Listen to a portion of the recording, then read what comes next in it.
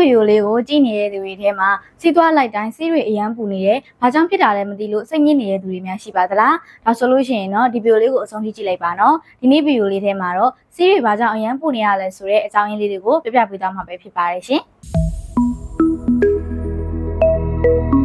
စီးဆိုတာကခန္ဓာကိုယ်ရဲ့ကပိုရှင်နေတဲ့ရေတွေစားတွေနဲ့အချက်သောဓာတ်ပေါင်းတွေကိုခန္ဓာကိုယ်ပြင်ပကိုဆွထုတ်တာပါဒီလုပ်ငန်းဆောင်တာကိုကြောက်ကက်ကလှုပ်ဆောင်ပေးတာဖြစ်ပါတယ်ပြီးတော့ကြောက်ကက်ကခန္ဓာကိုယ်ထဲမှာရေဓာတ်တွေမြတ်တာစေဖို့နဲ့အယ်လ်ထရိုလိုက်တွေမြတ်တာစေဖို့အတွက်လှုပ်ဆောင်ပေးပြီးတော့ပိုရှင်နေတဲ့အရာတွေကိုတော့စီးရင်ထဲမှာခန္ဓာကိုယ်အပူချိန်နဲ့တိတ်ထားပြီးတော့မှပြင်ပကိုစီးပြင်းနဲ့ဆွထုတ်တာပါ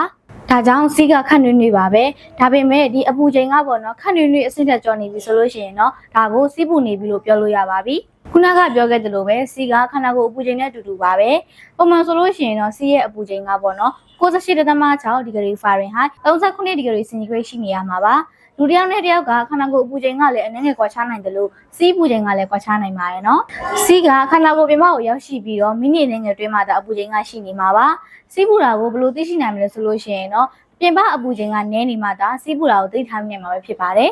စီးရဲ့အပူချိန်ကပုံမှန်ပူချိန်နဲ့ပို့ပြီးတော့များနေပြီဆိုလို့ရှိရင်တော့အခုပြပြပေးသွားမယ့်အကြောင်းအရာတွေကြောင့်ဖြစ်နိုင်ပါတယ်နော်ပထမဆုံးတစ်ခုကကျတော့အဖျားရှိနေတာပါအဖျားရှိနေတဲ့အချိန်မှာဆိုလို့ရှိရင်ခန္ဓာကိုယ်ရဲ့ကအပူချိန်ကလည်းများနေတဲ့အတွက်ကြောင့်မို့လို့စီးပူချိန်ကလည်းမြင့်တက်နေတတ်ပါတယ်ရှင်နောက်တစ်ခုကကျတော့လေ့ကျင့်ခန်းလုပ်ပြီးတဲ့အချိန်ပေါ့နော်လေ့ကျင့်ခန်းလုပ်ပြီးတဲ့အခါမျိုးမှာဆိုလို့ရှိရင်လေသွေးတွေကပူနေတယ်လို့ကိုရင်းအပူချိန်ကလည်းမြင့်တက်နေတယ်ဒီလိုအချိန်ဒီမှာဆိုလို့ရှိရင်လေစီးရဲ့အပူချိန်ကမြင့်တက်နေနိုင်ပါတယ်ရှင်နောက်တစ်ခုကကျတော့ကိုယ်ဝင်ဆောင်နေရတဲ့အချိန်ပေါ့နော်ကိုယ်ဝင်ဆောင်နေရတဲ့အချိန်မှာဆိုလို့ရှိရင်လေအမျိုးသမီးတွေရဲ့ခန္ဓာကိုယ်တွင်းကဇီဝကမ္မဖြစ်စဉ်နေရဆိုလို့ရှိရင်လေပုံမှန်ထက်ပိုပြီးတော့မြန်နေတဲ့အတွက်ကြောင့်မို့လို့ကိုယ်ပူချိန်ကလည်းပုံမှန်ထက်မြင့်တက်နေတတ်ပါတယ်ဒါကြောင့်မို့လို့စီးပူနေရတာပါနောက်တစ်ခုကကျတော့စီလန်ကြောင်ပိုးဝင်တာပေါ့နော်စီလန်ကြောင်ပိုးဝင်တဲ့အခါမျိုးမှာဆိုလို့ရှိရင်လေစီးကပူနေပြီးတော့စီးသွားတဲ့အခါမျိုးမှာဆိုလို့ရှိရင်လေအောက်နေတတ်ပါတယ်ရှင်နောက်တစ်ခုကကျတော့လိင်ကတဆင့်ကူးဆက်တဲ့ယောဂတွေကိုကူးဆက်ခံရတဲ့အချိန်ပေါ့နော်ဒီလိုအချိန်ဒီမျိုးမှာဆိုလို့ရှိရင်လေစီးကပူနေပြီးတော့စီးသွားတဲ့အခါမျိုးမှာဆိုလို့ရှိရင်လေအောက်နေတာမျိုးတွေကိုခံစားရတတ်ပါတယ်ရှင်